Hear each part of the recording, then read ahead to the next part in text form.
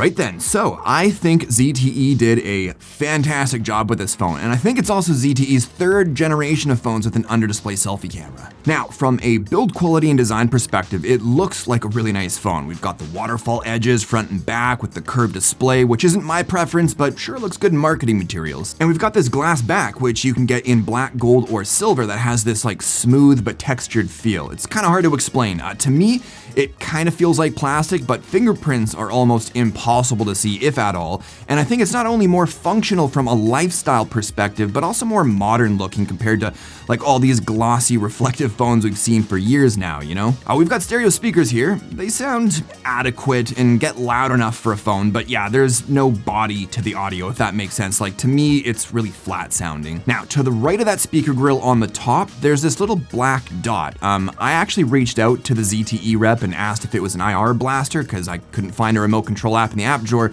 They said it has no function at all, and it's just a black dot. I find that pretty hard to believe because that makes no sense, but remote control apps don't seem to work on this phone, so I'm guessing it probably works on like the China version. It's just been disabled for the global version for whatever reason. Of course, I could be completely wrong about all of that though. Anyways, the display on this phone is no joke. It's super nice. 6.8-inch AMOLED panel, full HD plus resolution, 120 Hz refresh, 360 Hz touch sampling, 1500 nits peak brightness, HDR10 plus, and of course, 10-bit color. Now, apparently, ZTE's done something a little different with the pixel arrangement to produce sharper imaging.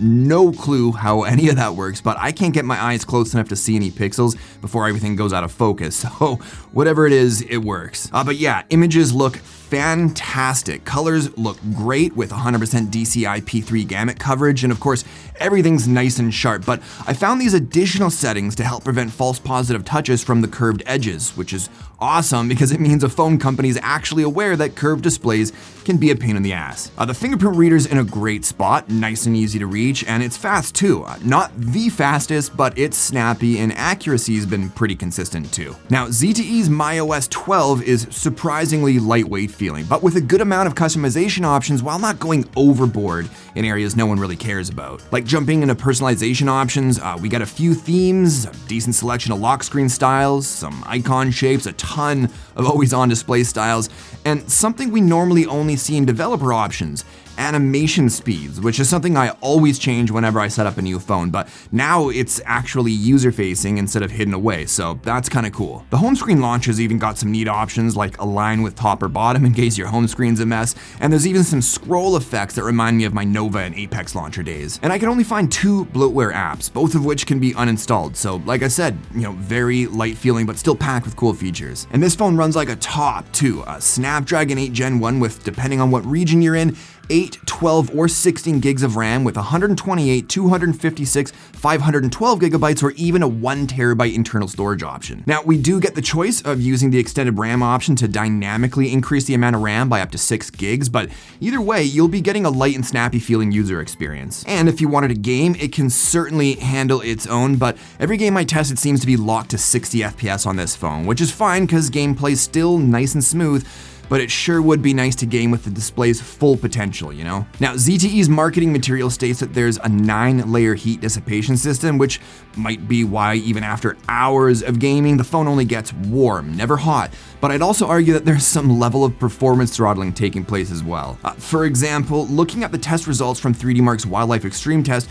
you can see system stability takes a dump right out the gate from loop 1, with temperatures getting as high as 55 degrees until the performance throttling kicks in, dropping temps, but also performance. But it's not a gaming phone, so all I'm really concerned with is short burst performance for everyday tasks like launching apps and scrolling through social media, which it does just as good as any other flagship with similar hardware specs. Okay, so we know that photos from under display cameras look blurry because, well, they're under a bloody display, which means they need to see through pixels, glass, and blah, blah, blah, right? Well, when too much light hits the display, there's a sort of refraction effect taking place with that light bouncing around the display. In this case, specifically around the selfie camera, causing a bloom effect, which looks like a fingerprint smudge on the lens.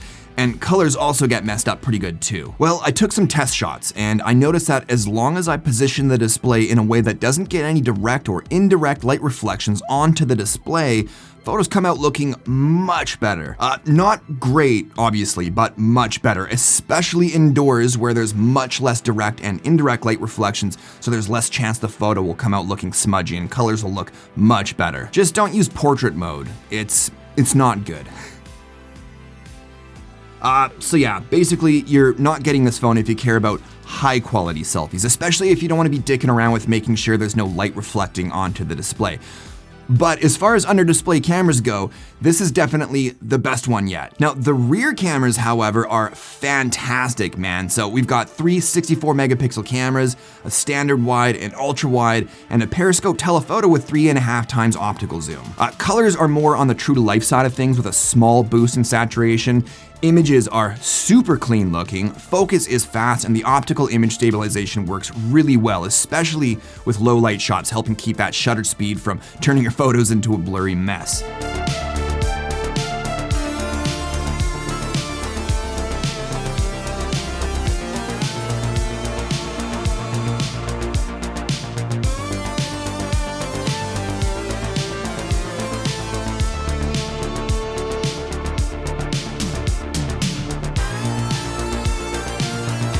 Now, night mode shots are okay, but I notice it's relying more on lowering the shutter speed to compensate for exposure, which can lead to those blurry shots, instead of using better processing and image stacking. But it does well enough in low light without it enabled and takes about the same amount of time to process the exposure compensation. So photos might be a bit darker, but at least objects are sharper. And 4K video looks just as good as the photos. I'm not seeing any rolling shutter or stuttering when panning, and the electronic image stabilization works amazingly well. It's also got 8K video and even 4K 120 FPS slow motion, which actually looks pretty good. So yeah, pretty solid rear camera setup with a finicky but actually usable under display selfie cam. I will say one disappointing thing about the app though. There's no double press power button to launch the camera. I do miss having that from other phones. Battery life's been pretty solid too, with the 5000 mAh battery giving me 7 hours of screen on time with mixed usage, the display at 120 Hz and about 70% screen brightness. And we get a 65 watt charger in the box that'll charge it from dead to full in about 45 minutes. So as long as a high quality selfie photo isn't a priority, the Axon 40 is genuinely a great phone. Like if it was a little bit smaller and didn't have that curved display, I'd probably be using this as my daily phone for a while. I really like it. So let me know in the comments how important high quality selfies are to you. Personally, I don't take a whole lot of selfies unless I'm reviewing a phone. Otherwise, my wife's taking selfies of us together with her phone. So that's probably why I'm totally down with this phone. Anyways, that's gonna do it for this one. Please do hit that thumbs up button to help trick my brain into working harder to drop the next video sooner. But thanks as always for watching, and I'll talk to you all in the next one. Cheers.